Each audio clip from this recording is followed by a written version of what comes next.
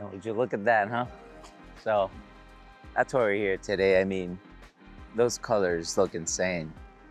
But today I want to talk about film photography and why would you even choose to shoot film photography on a day and age that has so many digital cameras to choose from that have, I don't know how many focus points, megapixels, and all these other features and things, and you would purposefully choose something so archaic that doesn't even have a screen and you can't even see your photos and you have a limited count of how many you can shoot. So I kind of want to dive into that topic a little bit more in this video. All those things that I said about digital cameras having all these features and stuff, it's true. And for a lot of cases, if you're doing professional work or something like that, it makes more sense for you to sort of like choose a camera like that, because obviously you're gonna need the autofocus points, you're gonna need the performance, the megapixels to edit, all those things perfectly make sense. But I mean, with that said, there's a lot of people in professional settings that choose film photography as their main and only way of capturing their subjects and the things that they do for their clients. So I'm kind of in the fence, I'm being honest, because I do need the digital life. I do need certain things that only digital can provide. And it's very difficult for me to get that while using something like film. So I have to gravitate towards digital photography more than film, and sometimes I even forget that I own these film cameras until I look for them or I see them in my shelf and I'm like, maybe I should take one of those for a spin. And despite the differences between digital and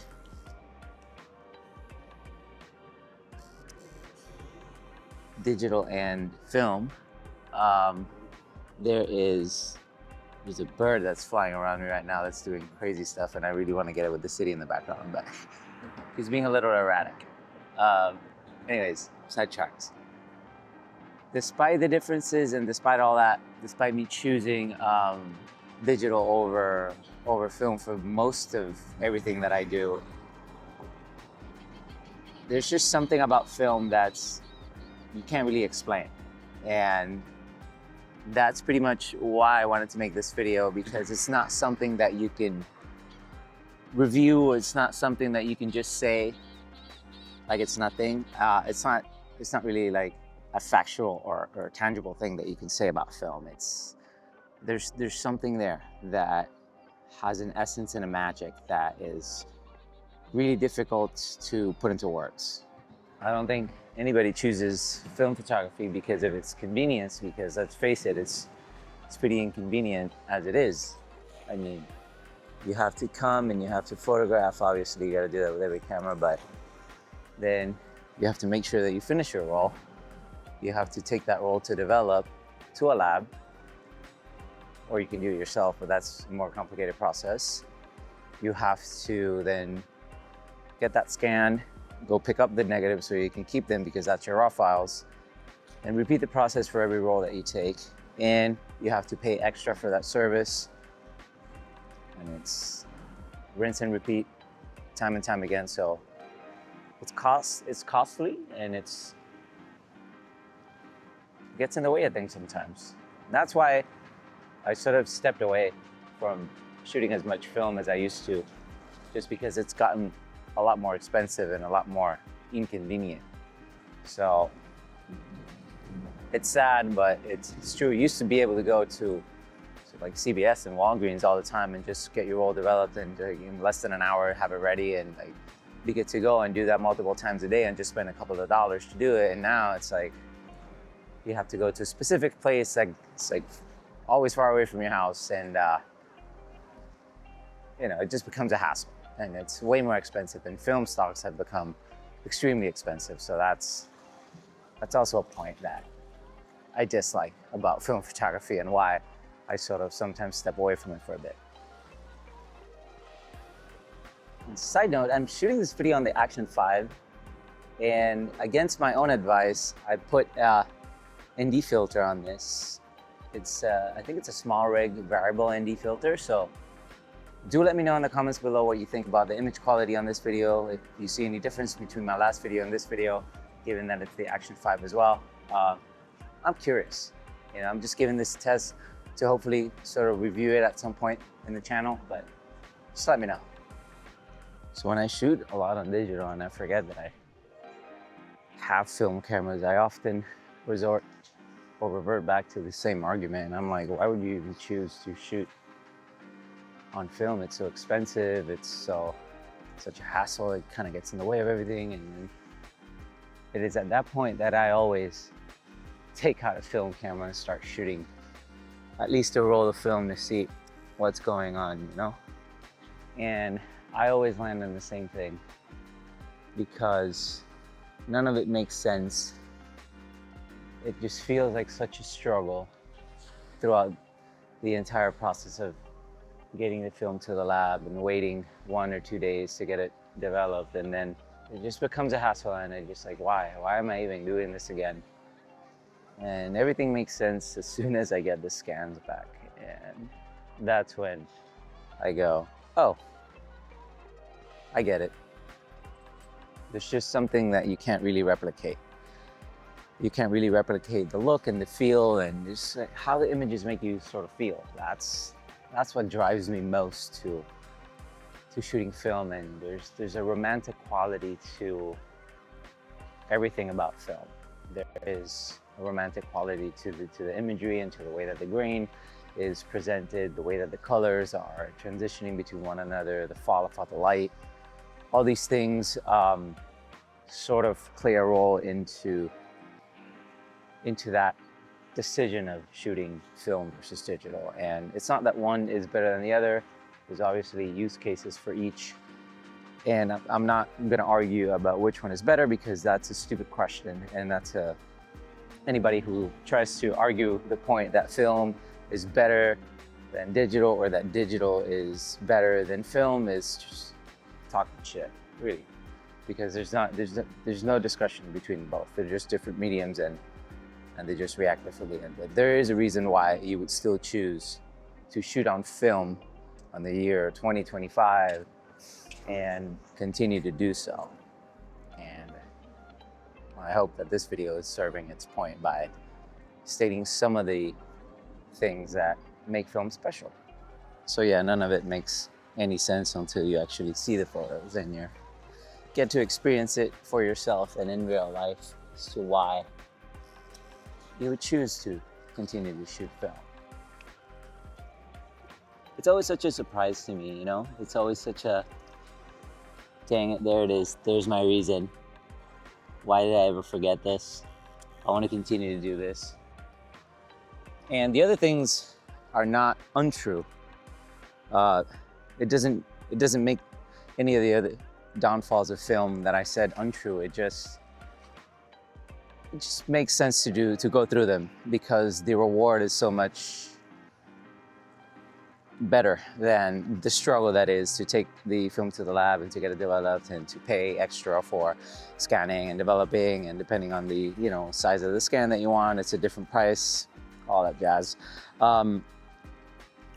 It just outweighs everything else. So a lot of people say film slows you down, and I guess they're right. I mean, when every click equals money, I guess it forces you to think about that shot that you're taking and figure out if that's a shot you actually want to take, because you don't want to waste that money and you don't want to waste that shot. So I guess that makes sense, and I guess that's another quality of film that makes it unique. To me, it's like the whole process, I like not being able to see my images, and I like the surprise that you get at the end. I think that's pretty interesting, and I think that's a pretty cool thing that obviously you can't do with digital, because it's just right on your screen all the time. So I find that cool. I find that nice. And I like to do that once in a while. Just go out there and just not think about it.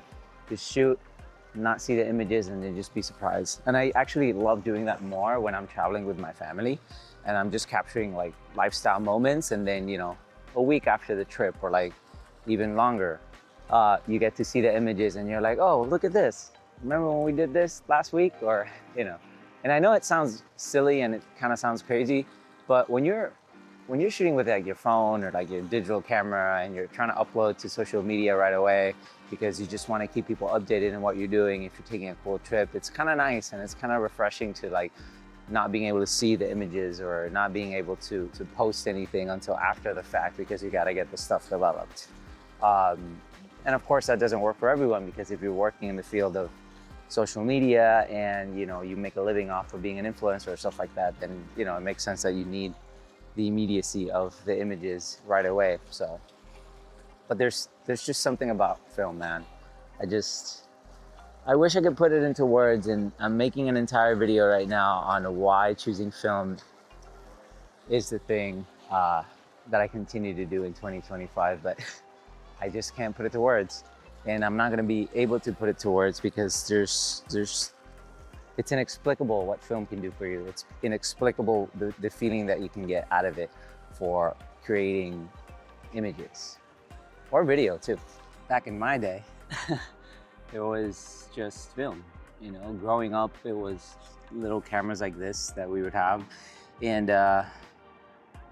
then when I was in like my teens, like the digital thing kind of like started picking up and started becoming more popular. So obviously as a natural progression, you kind of gravitate towards that. But I remember learning how to develop my own film and doing all that process, being inside of a dark room and just kind of like printing my own images. And that was such a cool experience. And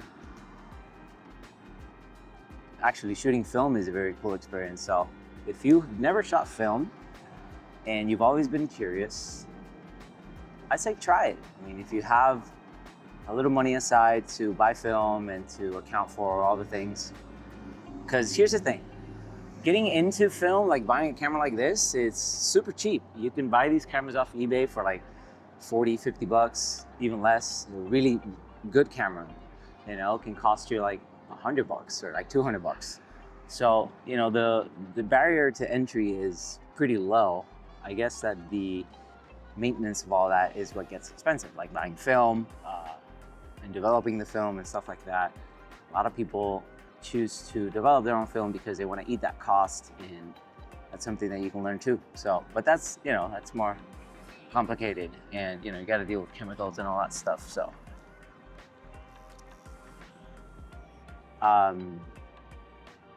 yeah, I guess that what I'm trying to say to wrap up this video and not keep talking for a very long time is that there is a purpose to shooting film, and there is a reason why me and a lot of people choose to continue to shoot film in the year 2025, and it just makes sense. And it's a thing that unless you experience it and you go through it, you are probably not going to understand it. So to anyone out there that has ever thought about shooting film and hasn't shot film or hasn't shot film in a while, I would say just go out there and get yourself a little point and shoot from like Walgreens or something, and just sort of give it a shot, give it a try, and see how you feel. Because I guarantee you, it's gonna put a smile in your face. Because there hasn't been a roll of film that I've shot that I'm not like, dang, that's a cool shot. And I probably cannot replicate that shot with my digital camera, even if I try my hardest. So there's that, and that's the video. I hope this video was entertaining or useful to anyone out there. I'd love to know your thoughts about shooting film photography in this day and age. So feel free to, you know, put that in the comments below. Hope you guys enjoyed this video. If you did, consider subscribing to my channel, and I'll catch you guys on the next one. Peace.